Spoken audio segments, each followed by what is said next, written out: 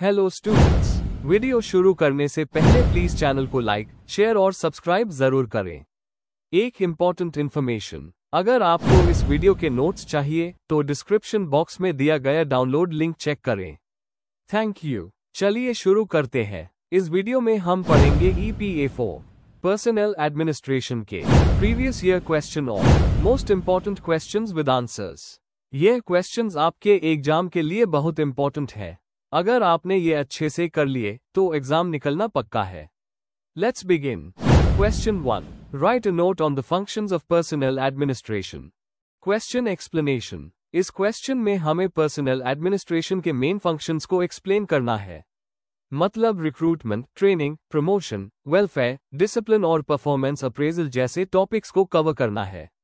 Simple शब्दों में हमें बताना है कि पर्सनल एडमिनिस्ट्रेशन सरकारी सिस्टम में क्या क्या काम करता है।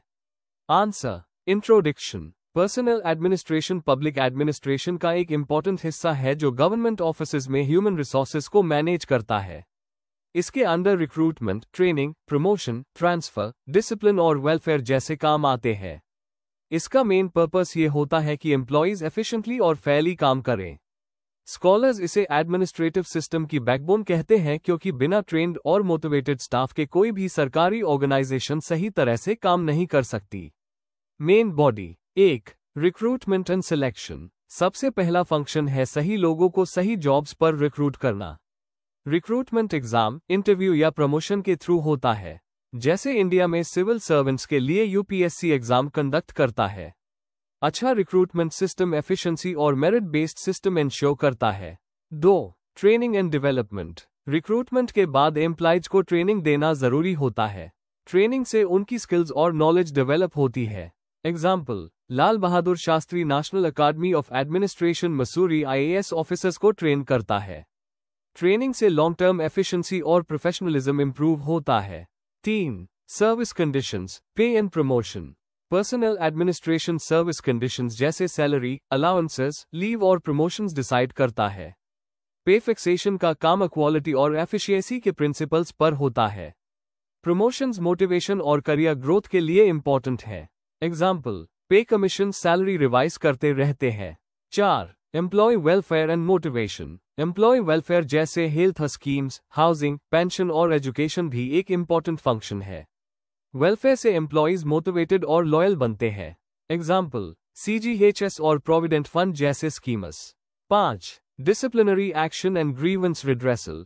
पर्सनल एडमिनिस्ट्रेशन डिसिप्लिन मेंटेन करता है और मिसकॉन्डक्ट के केसेस हैंडल करता है। ग्रीवेंसेस सॉल्व करने के लिए भी प्रॉपर सिस्टम होता है। इंडिया में administrative tribunals employee disputes solve करते हैं। 6. Performance appraisal in career management. Performance appraisal के थ्रू एम्प्लॉयज का वर्क एवेल्युएट होता है। जैसे ACRS से प्रमोशंस, रिवॉर्ड्स और ट्रेनिंग नीड्स डिसाइड की जाती है। अकाउंटेबिलिटी और सर्विस डिलीवरी इंप्रूव होती है। कंक्लूजन। ओवरऑल पर्सनल एडमिनिस्ट्रेशन के फंक्शंस वाइड रंगे के होते हैं, रिक्रूटमेंट और ट्रेनिंग से लेकर वेलफेयर, प्रमोशंस, डिसिप्लिन और अप्रेजल तक। यह इंश्योर करता है कि सरकारी वर्कफोर्स एफिशिएंट और मोटिवेटेड हो। अगर पर्सनल एडमिनिस्ट्रेशन स्ट्रॉन्ग ना हो तो गवर्नेंस के गोल्स अचीव करना मुश्किल हो जाता है। इसीलिए इसे राइटली पब्लिक एडमिनिस्ट्रेशन की बैकबोन कहा जाता है। अगर आपको इस वीडियो के नोट्स चाहिए तो डिस्क्रिप्शन बॉक्स में दिया गया डाउनलोड लिंक चेक करें। Thank you. Let's see the next question. Question 2. Discuss the concept, basis and advantages of classification of services. Question explanation. इस क्वेश्चन में हमें 3 चीजें एक्सप्लेन करनी है। सर्विस क्लासिफिकेशन का कॉन्सेप्ट, इसका मतलब क्या है, किस किस बेसिस पर सर्विसेज को क्लासिफाई किया जाता है, इस क्लासिफिकेशन के एडवांटेजेस क्या है। Answer. Introduction. Classification of services personal administration का एक इंपॉर्टेंट पार्ट है। इसका मतलब है जॉब्स और पोस्ट्स को सिस्टमैटिकली ग्रुप करना उनके काम, रिस्पॉन्सिबिलिटीज और क्वालिफिकेशंस के बेसिस पर। इससे रिक्रूटमेंट, पे फिक्सेशन, ट्रेनिंग और प्रमोशन फेयर तरीके से हो पाता है। पब्लिक एडमिनिस्ट्रेशन के थिंकर्स मानते हैं कि क्लासिफिकेशन एफिशिएंसी और इक्वालिटी दोनों को इंश्योर करता है। आगे हम इसका कॉन्सेप्ट, बेसिस और एडवांटेजेस डिटेल में देखेंगे। Main body. 1. Concept of classification of services. मतलब सर्विस क्लासिफिकेशन का मतलब है गवर्नमेंट जॉब्स को कैटेगरीज में डिवाइड करना बेस्ड ऑन काम, रिस्पॉन्सिबिलिटीज और पे स्केल्स। पर्पस, ये एक यूनिफॉर्म सिस्टम बनाता है जिससे डिस्क्रिमिनेशन और फेवरेटिज्म अवॉइड होता है। Scope, civil services, technical jobs, clerical और एडमिनिस्ट्रेटिव पोजीशंस सब इसके अंदर आते हैं। एग्जाम्पल, इंडिया में सर्विसेज को all India services, central services और स्टेट सर्विसेज में डिवाइड किया गया है। 2. Basis of classification of services. Nature of duties and responsibilities. Jobs को काम के टाइप के हिसाब से क्लासिफाई किया जाता है, जैसे administrative, clerical, technical. Example, IAS officers versus engineers. Hierarchy and rank, posts को रैंक के हिसाब से क्लासिफाई किया जाता है जिससे कमांड चेन क्लियर हो जाता है। Example, group A, class 1, group B, group C, group D पे स्केल्स एंड रेम्यूनरेशन। सैलरी और ग्रेड पे भी क्लासिफिकेशन का बेस बनता है। इससे equal pay for equal work ensure होता है। Qualifications and skills, educational qualification के बेसिस पर भी क्लासिफिकेशन होता है। Example, graduate degree officer level के लिए और लोअर लेवल जॉब्स के लिए मैट्रिकुलेशन। टेन्योर और nature of employment, permanent, temporary, contractual और पार्ट टाइम जॉब्स अलग कैटेगरीज में रखे जाते हैं। 3. Advantages of classification of services. Efficiency और स्पेशलाइजेशन, हर कैटेगरी के क्लियर ड्यूटीज होते हैं जो स्पेशलाइजेशन को प्रमोट करता है। एग्जाम्पल, डॉक्टर्स, टीचर्स और एडमिनिस्ट्रेटर्स अपने अपने रोल्स पे फोकस करते हैं। फेयरनेस और इक्वालिटी, सिमिलर जॉब्स को सेम ट्रीटमेंट मिलता है सैलरी और प्रमोशंस में। इससे डिस्क्रिमिनेशन और बियास कम होता है। इजी रिक्रूटमेंट और ट्रेनिंग, क्लासिफाइड पोस्ट्स के लिए सही कैंडिडेट्स को सिलेक्ट करना इजी हो जाता है।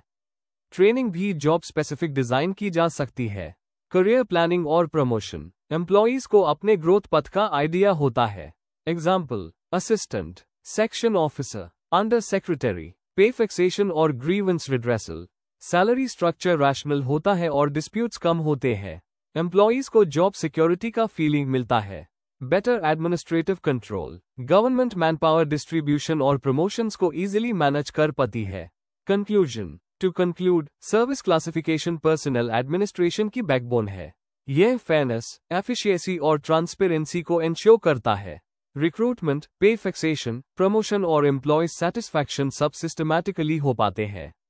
अगर क्लासिफिकेशन ना हो तो सिस्टम आर्बिट्ररी और डिसऑर्गेनाइज्ड बन जाता। इसलिए गवर्नेंस और HRM के लिए ये बहुत जरूरी है। If you need the notes of this video, there's a download link in the description box. Be sure to check it out. Thank you. Question 3. Describe the various stages in recruitment process. Question explanation. इस question में हमें recruitment process के अलग अलग stages को explain करना है। मतलब रिक्रूटमेंट कैसे शुरू होता है, किस तरह से कैंडिडेट्स को बुलाया जाता है, टेस्ट, इंटरव्यू होते हैं और लास्ट में अपॉइंटमेंट और इंडक्शन होता है, ये सब सिस्टमैटिकली लिखना है। Answer, introduction. रिक्रूटमेंट एक ऐसा प्रोसेस है जिसमें ऑर्गेनाइजेशन अपने जॉब्स के लिए बेस्ट कैंडिडेट्स को अट्रैक्ट और अपॉइंट करता है।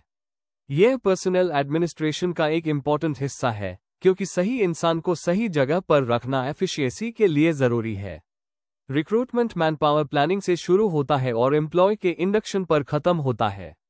स्कॉलर्स कहते हैं कि रिक्रूटमेंट ही एडमिनिस्ट्रेशन की बैकबोन है, क्योंकि क्वालिटी स्टाफ हाई सिस्टम को स्ट्रांग बनाता है। Main body. 1. मैनपावर प्लानिंग, जरूरत का असेसमेंट। रिक्रूटमेंट प्रोसेस का पहला स्टेज है मैनपावर प्लानिंग। इसमें यह डिसाइड होता है कि कितने लोग चाहिए, कौन से क्वालिफिकेशंस के साथ और कौन से पोस्ट के लिए। फ्यूचर की रिक्वायरमेंट्स भी कैलकुलेट की जाती हैं, जैसे रिटायरमेंट, ट्रांसफर या नए प्रोजेक्ट्स।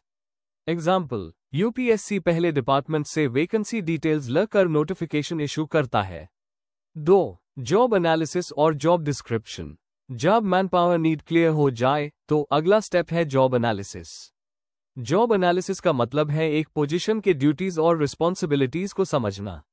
जॉब डिस्क्रिप्शन बताता है रोल और काम का नेचर, जबकि जॉब स्पेसिफिकेशन क्वालिफिकेशंस और स्किल्स डिफाइन करता है।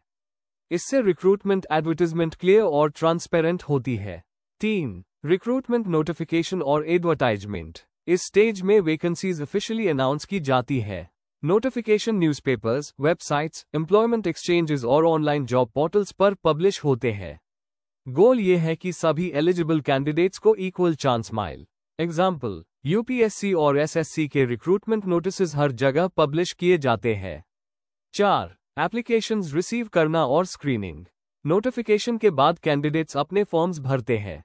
स्क्रीनिंग करके इनएलिजिबल कैंडिडेट्स को हटा दिया जाता है। आजकल कंप्यूटराइज्ड सिस्टम्स भी उस होते हैं स्क्रीनिंग के लिए। 5. सिलेक्शन प्रोसेस, टेस्ट्स और इंटरव्यूज। ये सबसे इंपॉर्टेंट स्टेज होता है। रिटन टेस्ट, एग्जाम नॉलेज और एप्टीट्यूड चेक करते हैं। इंटरव्यू पर्सनैलिटी और सूटेबिलिटी को एवेल्युएट करते हैं।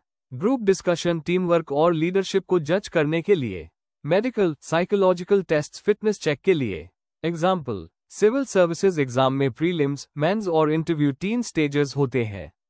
6. फाइनल सिलेक्शन और अपॉइंटमेंट। टेस्ट्स के बाद मेरिट लिस्ट बनाई जाती है। जो कैंडिडेट्स सिलेक्ट होते हैं उनको अपॉइंटमेंट लेटर मिलता है। वेरिफिकेशन, बैकग्राउंड चेक और मेडिकल टेस्ट के बाद फाइनल अपॉइंटमेंट होता है। एग्जाम्पल, आईएएस ऑफिसर्स को कैडर अलॉटमेंट के बाद अपॉइंट किया जाता है। 7. इंडक्शन और प्लेसमेंट। अपॉइंटमेंट के बाद इंडक्शन प्रोग्राम होता है जिसमें ऑर्गेनाइजेशन की पॉलिसीज और कल्चर एक्सप्लेन किया जाता है। प्लेसमेंट मतलब न्यूली रिक्रूटेड पर्सन को उसके जॉब रोल में सेट करना। ट्रेनिंग भी दी जाती है ताकि वो इफेक्टिवली काम कर सके। कंक्लूजन। तो कंक्लूजन ये है कि रिक्रूटमेंट सिर्फ वैकेंसीज फिल करना नहीं है, बल्कि एक सिस्टमैटिक प्रोसेस है जिससे बेस्ट ह्यूमन रिसोर्स सेलेक्ट किया जाता है। मैनपावर प्लानिंग से लेकर इंडक्शन तक हर स्टेज इंपॉर्टेंट है। अगर रिक्रूटमेंट ट्रांसपेरेंट और एफिशिएंट हो तो ऑर्गेनाइजेशन को केपेबल और मोटिवेटेड स्टाफ मिलता है जो उसको स्ट्रांग बनाता है। If you need the notes of this video, there's a download link in the description box. Be sure to check it out. Thank you. Question 4. There are various problems concerning the disciplinary proceedings. Elaborate. Question explanation. इस question में हमें disciplinary proceedings के issues या problems को detail में explain करना है। मतलब हमें बताना है कि इंक्वायरी प्रोसेस में delays, bias, misuse of power, rigid rules और एम्प्लॉय मोराल पर नेगेटिव इम्पैक्ट कैसी प्रॉब्लम्स क्रिएट करते हैं। साथ ही इसका इफेक्ट पब्लिक एडमिनिस्ट्रेशन पर भी समझना है। आंसर। इंट्रोडक्शन। डिसिप्लिनरी प्रोसीडिंग्स का मतलब है वो फॉर्मल प्रोसेस जो किसी एम्प्लॉय के खिलाफ मिसकॉन्डक्ट, इनएफिशिएंसी या रूल्स तोड़ने पर चलाया जाता है। इसका मेन मकसद है डिसिप्लिन और अकाउंटेबिलिटी को मेंटेन करना। लेकिन असल में ये प्रोसेस काफी स्लो, कॉम्प्लिकेटेड और कभी कभी अनफेयर होता है। अगर इसे ठीक से हैंडल ना किया जाए तो ये एम्प्लॉयज के मोराल को गिरता है और ट्रस्ट को कमजोर करता है। इस आंसर में हम इन प्रॉब्लम्स को डिटेल में समझेंगे। Main body. 1. डिले और रेड टेपिज्म। सबसे बड़ी प्रॉब्लम है इंक्वायरी में डिले। कई केसेस सालों तक पेंडिंग रहते हैं सिर्फ फॉर्मेलिटीज और रेड टेपिज्म की वजह से। जब एक एम्प्लॉय सस्पेंशन पर होता है तो उसकी फाइनेंशियल और मेंटल कंडीशन दोनों खराब होती है और डिपार्टमेंट काम के लॉस का सामना करता है। इंडिया में ऐसे कई केसेस माइल हैं जो 10 to 20 साल तक पेंडिंग रहते हैं। 2. बियास और पॉलिटिकल प्रेशर। कई बार इंक्वायरी ऑफिसर इम्पार्शियल नहीं होते, उनपे पॉलिटिकल या पर्सनल प्रेशर होता है। नेचुरल जस्टिस का प्रिंसिपल, कोई अपने केस में जज नहीं बन सकता, अक्सर ब्रेक होता है।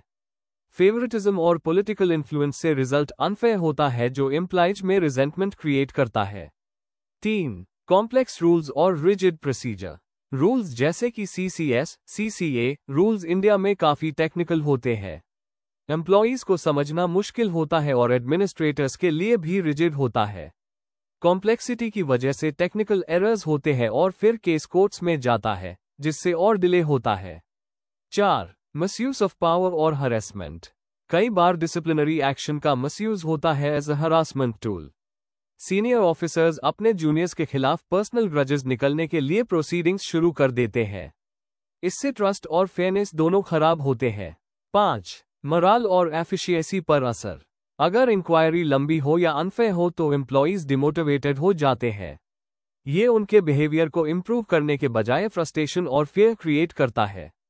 रिजल्ट में एफिशिएंसी गिरती है और कभी कभी करप्शन बढ़ता है। 6. जुडिशियल इंटरफेरेंस और मल्टीपल अथॉरिटीज।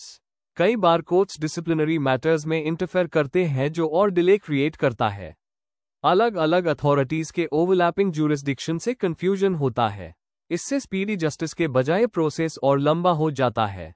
कंक्लूजन। आखिर में ये कहना सही होगा कि डिसिप्लिनरी प्रोसीडिंग्स अकाउंटेबिलिटी मेंटेन करने के लिए जरूरी है, लेकिन सिस्टम में बहुत प्रॉब्लम्स है जैसे delays, bias, rigid rules, misuse of power और लैक ऑफ ट्रांसपेरेंसी। इनको सॉल्व करने के लिए रिफॉर्म्स की जरूरत है, जैसे simplified rules, impartial inquiries, time bound cases और ग्रीवेंस रिड्रेसल सिस्टम को स्ट्रांग बनाना। अगर सिस्टम फेयर और इफेक्टिव होगा तो एडमिनिस्ट्रेटिव एफिशिएंसी और ट्रस्ट दोनों इंप्रूव होंगे। Before we end, please like, share and subscribe the channel for more such study materials and one important information अगर आपको नोट्स चाहिए तो डिस्क्रिप्शन बॉक्स में डाउनलोड लिंक दिया हुआ है, जरूर चेक करें। Thank you.